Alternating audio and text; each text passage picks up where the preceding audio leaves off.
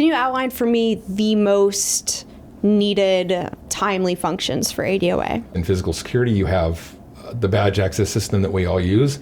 That has to keep functioning, because if that's not functioning, people can't access buildings. Doors have to lock, buildings have to be locked. We can't stop doing that. So a lot of the stuff that you wouldn't even think about when you're going to work is what ADOA does to make sure that the government is running and will continue to run. We'll continue to run and provide whatever service at what priority level that needs to take place.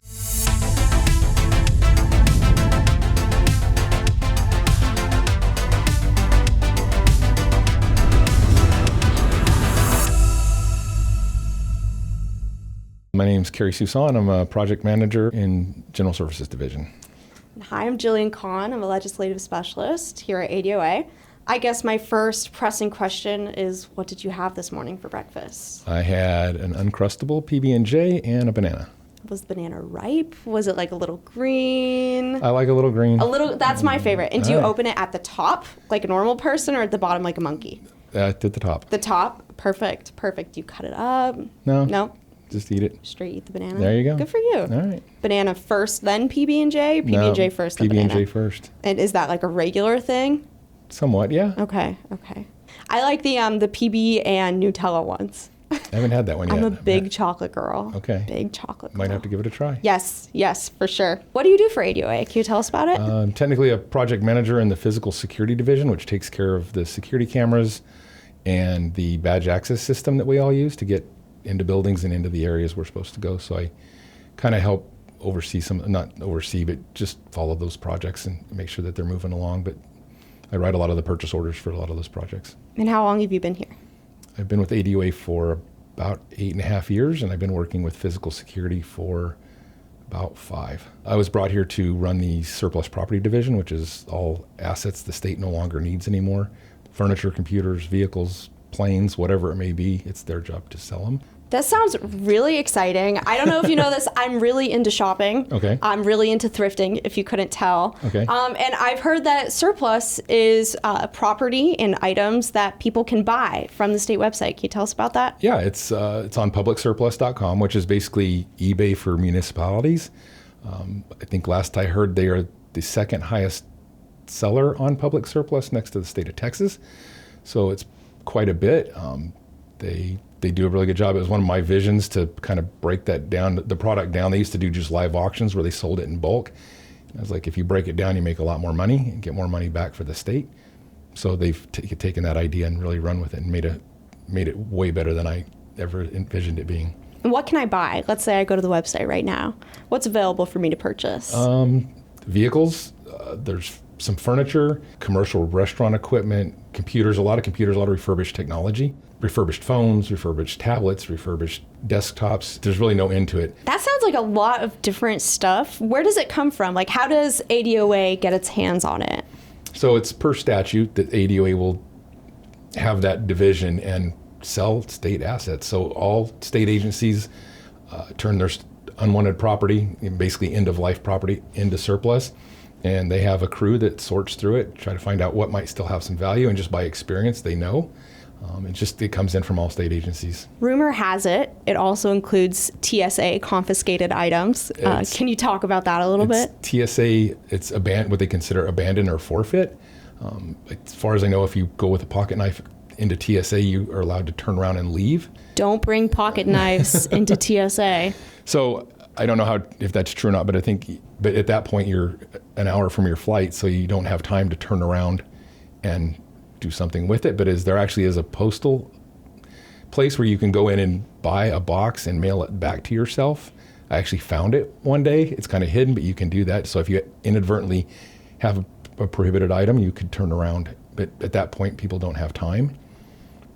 And it's a $50 pocket knife, so you just abandon or forfeit their security, and it ends up at surplus. Now it's available for purchase. I've also seen we're doing some stuff with cooling containers or shipping containers. When they were building the shipping container border wall, when that project was canceled, all the shipping containers were basically property that needs to be disposed of through surplus property. So they received about 2,000 shipping containers. So I go down there almost every week and unstack them and inventory them, and they go up for sale on the publicsurplus.com website. We did take 18 of them and turn them into cooling stations that are distributed across the state. We manage 2 of those here at the Capitol Mall. Can you tell me more about that? What does a cooling station look like? Who does it help? Where are they located? They're 100% solar. The boxes have the heat or cool. We don't need the heat, but we use air conditioning. It'll hold 75 degrees throughout the summer. They have electrical outlets in them so that people needing heat relief can also charge their devices while they're there. They distribute water to the individuals that are coming to see us.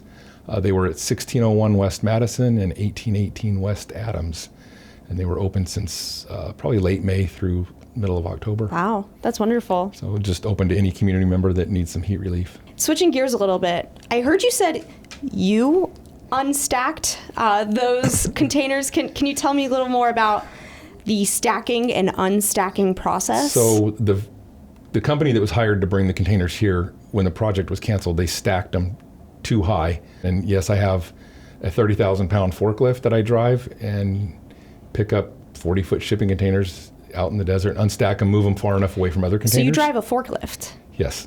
So you're forklift certified?